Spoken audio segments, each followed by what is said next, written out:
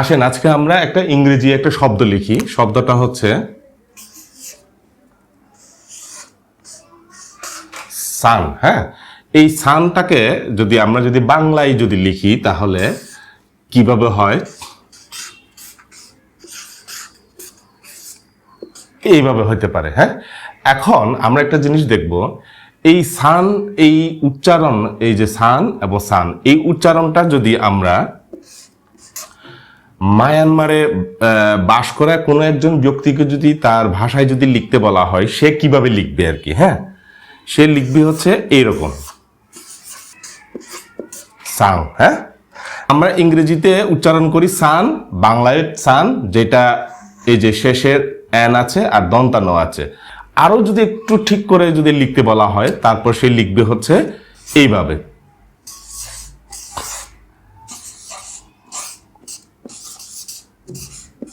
ছাও। হ্যাঁ, তার মানে আমরা একটা জিনিস দেখলাম, বার্মিজে, হ্যাঁ, বার্মিজে এই এন অথবা দন্তান্ন যদি কোনো শব্দের শেষে থাকে, তাহলে সেটা কি হয়ে যায়, অনুস্বার হয়ে যায়। হ্যাঁ, সেটা কি হয়ে যায়, অনুস্বার হয়ে যায়।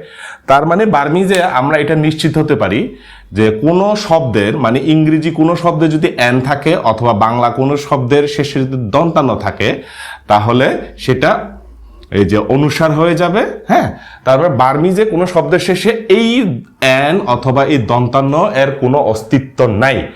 তবে এই এনটা যদি শব্দের আগে থাকে, ইংরেজি শব্দ অথবা বাংলা শব্দের আগে থাকে, তাহলে কিন্তু তার অস্তিত্ব আছে। যেমন আমরা যদি এই এসটাকে উঠাই দিই, নান যদি লিখি, হ্যাঁ, নান যদি লিখি, এই যে নান, হ্যাঁ, এই নান যদি লিখি, তাহলে এইটার এই এন এর উচ্চারণটা আছে আর কি। হ্যাঁ, তখন হয়ে যাবে এইরকম। হ্যাঁ, তখন হয়ে যাবে এই যে নাও। হ্যাঁ, তখন হয়ে যাবে এরকম নাও।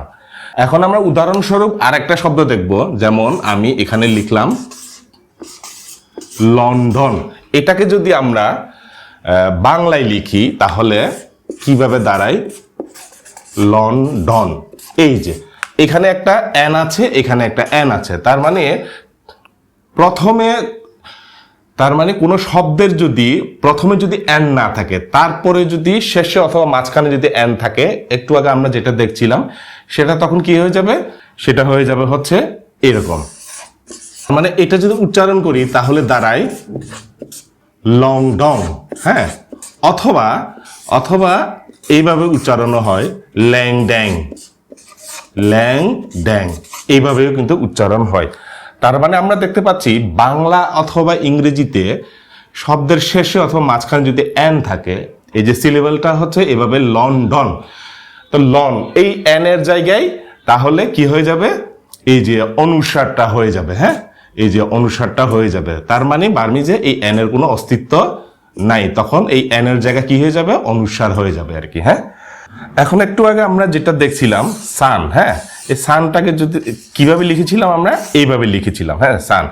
এখন আমরা অনেক সময় এই যে না সাই, হ্যাঁ, এই না সাইটা, এই জায়গাটায় আমরা এইভাবেও লিখতাম না সাই, এইভাবেও লিখতে পারতাম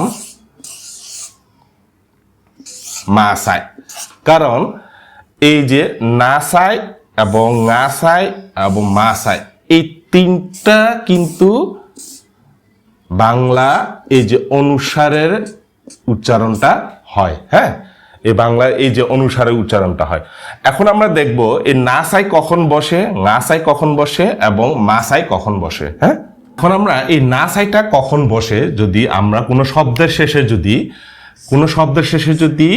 এন থাকে অথবা বাংলা ন জাতীয় ধ্বনি যদি থাকে, তখন আমরা সাধারণত এই না সাইটা ব্যবহার করতে দেখি আর কি। হ্যাঁ, তবে 100% আমি এই বিষয়ে নিশ্চিত না, মানে আমি যতটুকু এখন শিখছি সেটা এই জ্ঞান থেকে বলছি। যেমন যদি বলা হয় ফ্যান, হ্যাঁ, ফ্যান, এই ফ্যান, তখন আমরা বার্মিজে লিখবো হচ্ছে এইভাবে ফ্যান।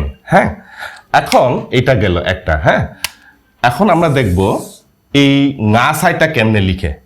কোনো শব্দের শেষে যদি ইংরেজিতে এনজি অথবা বাংলায় উঁ এর সাউন্ডটা থাকে সাউন্ডটা থাকে, হ্যাঁ, তখন এই নাসাইটা হয়। যেমন একটা উদাহরণ যদি দেখা হয়,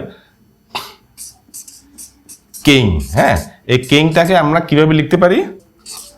কিং, হ্যাঁ। এখন আমরা দেখবো হচ্ছে মাসাই। কোনো শব্দের শেষে যদি ম থাকে, হ্যাঁ, বাংলা যদি ম থাকে অথবা ইংরেজিতে যদি এম থাকে, তখন এই মাসাইটা আমরা ব্যবহার করব। যেমন সাম, হ্যাঁ, এই সামটাকে কি লেখা হবে, কিভাবে লেখা হবে?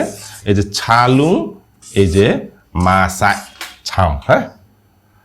তো এইটা হচ্ছে মোটামুটি আপনাদেরকে আমি শেখাচ্ছি না, আমি এখনো কিভাবে শিখছি সেটা একটা মেসেজ দিলাম। তো এখানে অনেক ভুল ভ্রান্তি থাকতে পারে, আপনারা অবশ্যই কমেন্টে লিখে জানাবেন। সবাইকে ধন্যবাদ।